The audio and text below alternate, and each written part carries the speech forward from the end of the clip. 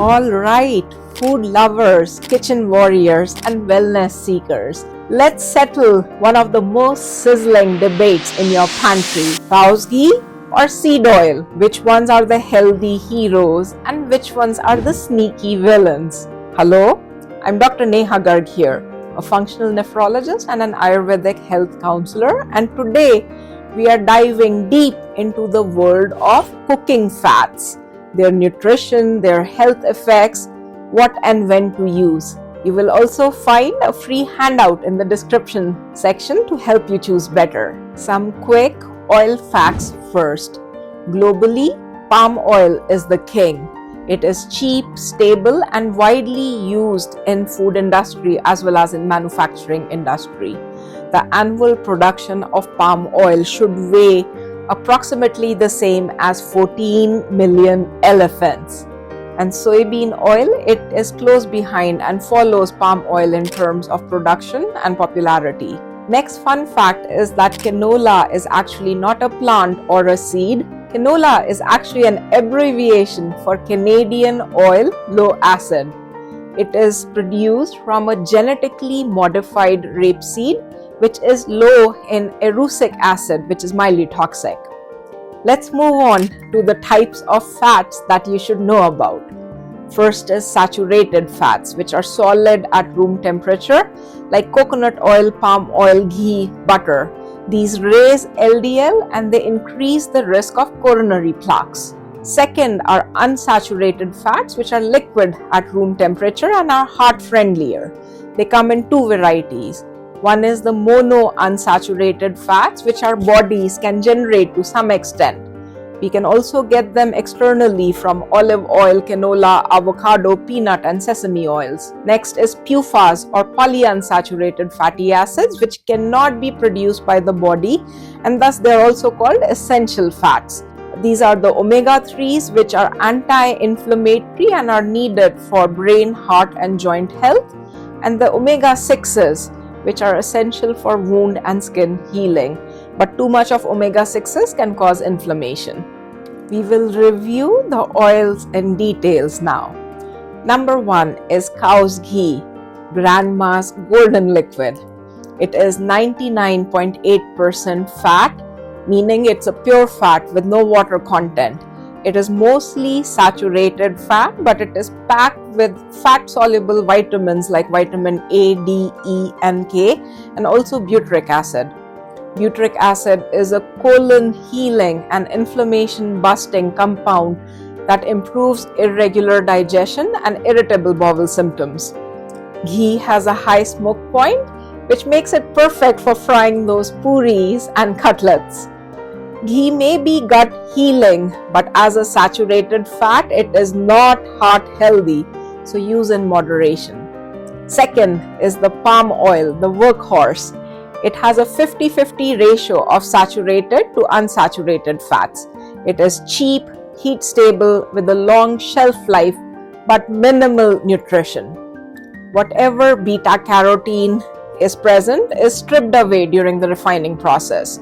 So best to keep it off your kitchen shelf, and you're anyways getting a good dose of palm oil in all that restaurant food that you're eating.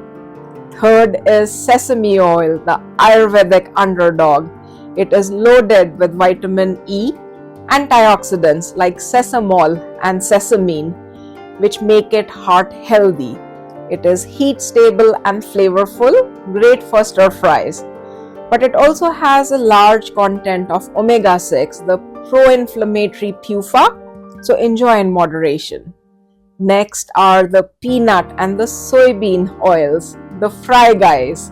With similar heat profile, they are good for high heat cooking. Peanut oil is rich in monounsaturated fats, while the soybean oils are purely polyunsaturated, and one of the unique oils which also has omega-3 fatty acids. Both contain vitamin E and phytoesterols, which can reduce LDL. The fifth is the sunflower oil, the sneaky one. It is vitamin E rich, but it has extremely high omega-6 content. It also oxidizes easily at high heat, producing harmful chemicals.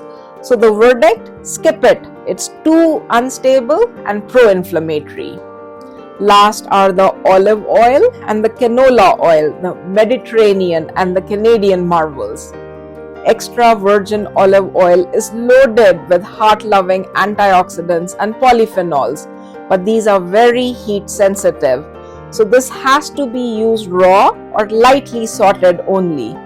Cold-pressed canola oil is low in saturated fats, and it also has a decent amount of omega-3 essential fatty acids. Unlike olive oil, canola is actually heat stable and can be used for high heat cooking. But the issue is that only the cold-pressed non-GMO variety have the nutritional benefits.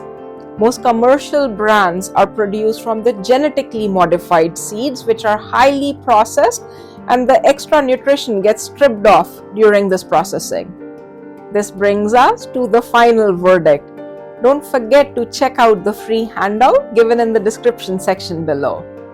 Number 1, ghee is the best for gut health, but use in moderation as it is all saturated fat.